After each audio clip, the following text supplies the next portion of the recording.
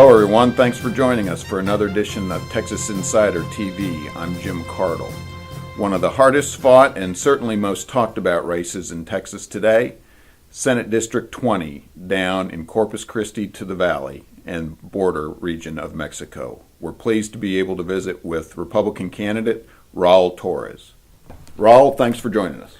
Thank you for having me again, Jim. As I mentioned, Raul, you're in the middle of one of the toughest races.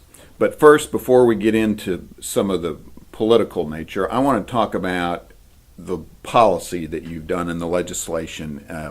These days, people are wanting to see someone who's got a good heart, who is visible and they can touch, but somebody who's got the know-how and the accomplishments to have done some cost-saving efficiency measures, which you have done.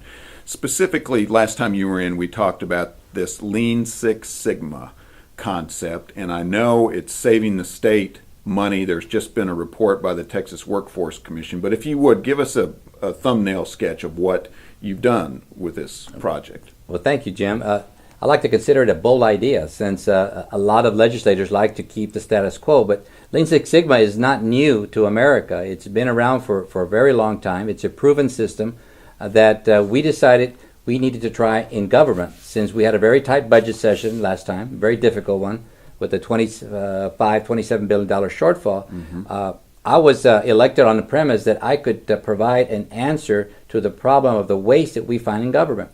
So me and my team worked very hard to come up with some ideas, and this one was the top of the list that we call Lean Six Sigma. It's a phrase most people don't understand, but it's a very simple process. Okay. There's two components to it, one called Lean, and the other component called Six Sigma.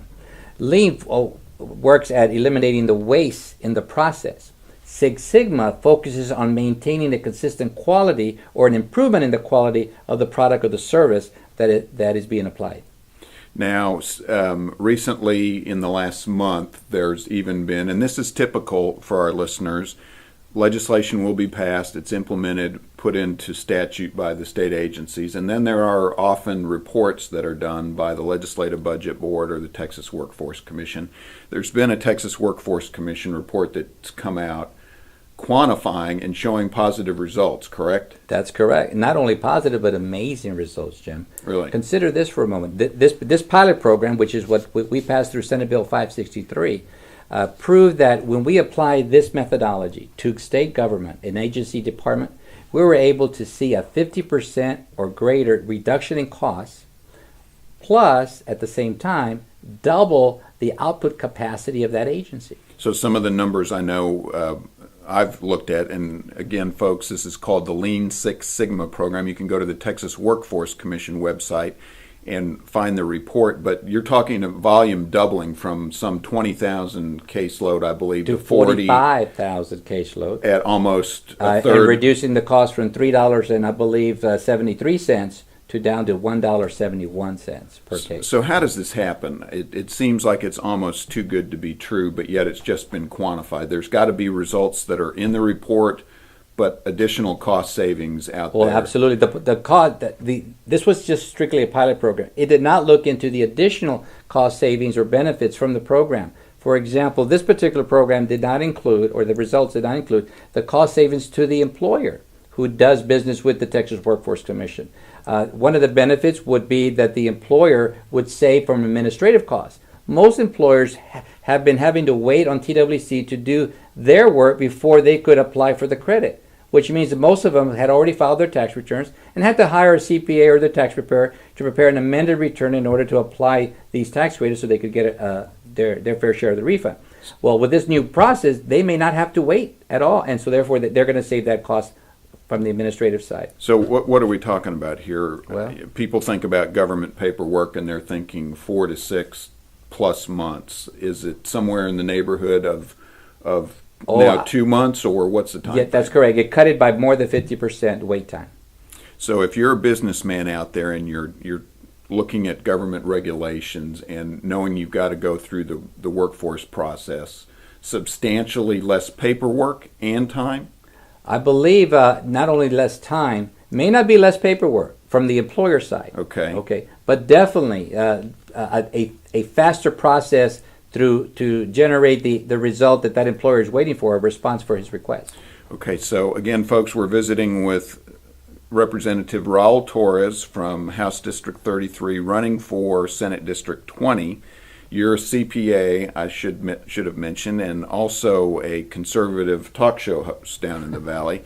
Talk, if we can, just a little bit about the race and how it's going. Are there any particular issues that you see coming to the forefront? And in specific, I want to get to the importance of jobs down there. Well, based on talking to the folks on the ground, the business owners, the families, the colonia areas, the social workers, the three top issues that are facing that community in South Texas is jobs, number one, education, number two, and healthcare. Especially deep South Texas is heavily relied upon government subsidized healthcare. And so that's very important for them. So if you are looking at winning over the undecided voters down there, a lot of the national mood these days has been more focused on fearing for the future of our country. I suspect what your voters or the constituency down there is just trying to keep their head above water. That's is that correct? That's right. They're living paycheck by paycheck. And right now, with the 12% unemployment, a lot of those families are just struggling to make ends meet with their unemployment checks. And that's just largely due because that particular part of the state only has two major industries. 90% of the people work in one of two industries, either government, which includes education, or healthcare. And if any of those two industries have a bubble in it or something burst, there's a lot of people that are hurting. How about the unemployment situation? Is that reflective of the rest of the state at 8%? Mm-hmm. I would suspect it's a little bit more. Well, it's a lot more. It's 12% right now in Hidalgo County. The valley as a whole is 11.7%, and it's been there for a very long time. Back in 03, 04, the unemployment rate was a little bit below 10%, and it's only gotten worse over the years. So you're out campaigning across the district. It's a crescent moon shape, so to speak, from Corpus Christi down south to the Rio Grande? Yep, Rio Grande Valley. Mm-hmm. Are folks down there talking about the loss of government jobs, or are they concerned about health care and Obamacare, or is it the jobs? What are we going to be able to do to gain further employment? I think jobs is number one issue, and that includes the small business owners. Many small business owners are closing up because of the loss of capacity or earning capacity from some of the employees. Now, the good news is that because the Hidalgo County is right against the Mexican border, mm-hmm. a lot of that money from across the border is coming into Texas, and that's helping sustain that area considerably. And that's the good news.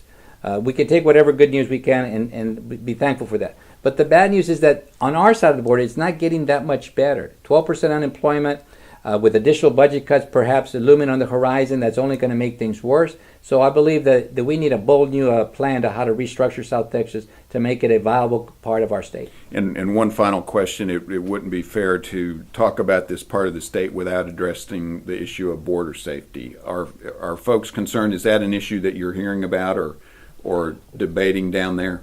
Yes. In my opinion, border safety is a big issue, regardless of what the federal government may be saying right now.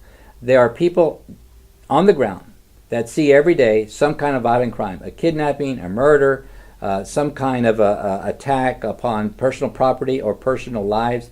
That's just for them become to be now a commonplace day-to-day affair. And I'm afraid that many of them are becoming to be insensitive to that anymore because they see so much of it. Mm-hmm. But we have to put an end to that, and we have to seal that border. Something that those of us here in Austin or the other major metroplexes take for granted. That's correct. No doubt. Well, folks, thanks for joining us, Representative Raul Torres. Thank you for having me, Jim. I want to have you be sure and tune back in a couple days for the second part of our two-part series with Representative Torres. In the meantime, Representative, go to electraultorres.com. And as always, be sure and tune back in to Texas Insider TV. Thanks for joining us. I'm Jim Cardle.